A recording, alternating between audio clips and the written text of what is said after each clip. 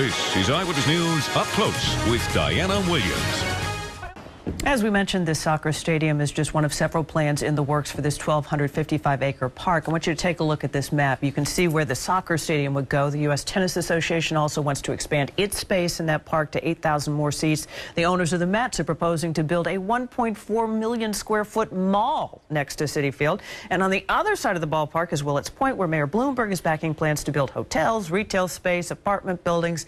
This map, by the way, created by Fairness Coalition of Queens, made up of community groups who don't want to give up their parkland without a fight. And joining us this morning is one of those community members, Javier Valdes, with the Make the Road New York. Sorry, Javier, there. And also with us is Professor Donovan Finn. He teaches urban planning at SUNY Stony Brook and sits on Community Board 3 in Queens, which is going to have input on these proposed projects, because we're talking about a whole number of projects there. And you support this, or you don't have it? I think the big concern is this happening all at once. Is that right? I think that's the biggest concern from the community. Nobody has created a comprehensive vision of what the future Flushing Meadows Corona Park should look like. What is happening is that people are looking at it project by project independently, but nobody's looking at the impact of the whole. And that's very concerning to us. 3 independent projects that are all big and are going to have some kind of impact on the park, and I think it's the city's role to be thinking about that and including the community in that process. And the gentleman on the video that we just saw there, and Lisa Colagrassi's piece, saying he's concerned about overdeveloping public land. Is that part of the concerns too? It's a big concern. You know, as developers like to say, God's not building any more land, and especially in terms of parkland in New York City, we've been giving it. You know, the mayor's been giving it away. Van Cortlandt Park, Yankee Stadium. You know, parkland is being eroded, especially in communities of color, low-income communities. You know, the West Side gets the High Line, but Queens gets parkland taken away, and so that's a big concern to us. And we feel that it's a legacy for our communities, for our children. And you know, once it's developed, it's gone forever. It's not a temporary problem.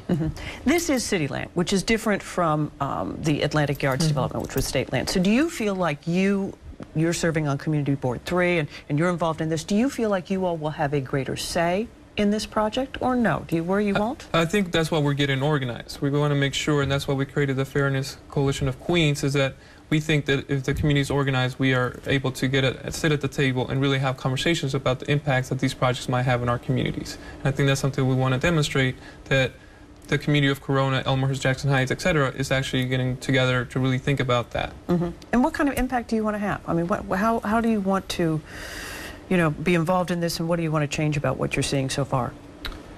Well, I think part of the problem is there is a process, right? So there's the city's uniform land use review process, there's the community board process, there are all of these processes. But I would argue that those are neutered processes. They're a little better than a rubber stamp, but not by much. And what we want is to not just shape the minor details of what happens at the end. We want to be part of the discussion about, is this even a good idea in the first place? Are you questioning whether it's a good idea in the first place? I'm absolutely questioning. We're all questioning that. And the mayor says it's a good idea, and he says he has the right to do it. So do you want to stay as is, or do you want just a soccer stadium, or what is it you want? We want a process. We want a process to have this discussion. We don't think we have all the answers necessarily, and I don't think the mayor and I don't think the Economic Development Corporation have all the answers. But I think through a process of discussion and deliberation, we can come up with a good process and a good product. You saw what happened with Atlantic Yards over the last 8 years. Lessons learned from that as you proceed and move forward? I think there's a lot of lessons learned there. I think the importance of being organized as a community, really trying to bring the diverse voices to the table to really talk about the impact of the projects is important.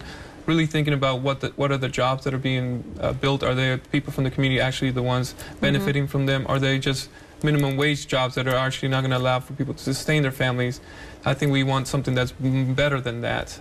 Do you see lessons learned from Atlantic Yards that you can apply now as you gather and deal with this project? Sure, and I think the biggest lesson learned, and it's a conversation I have with my neighbors who support this. And I'm a soccer fan. I don't have anything against soccer, recreational, professional, or otherwise.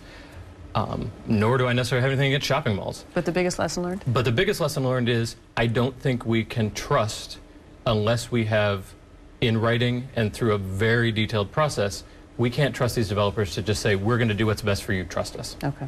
Okay. This, I'm sure we will hear more on in the years to come. Thank you, gentlemen, for being with us this morning. That's going to do it for this edition of Up Close.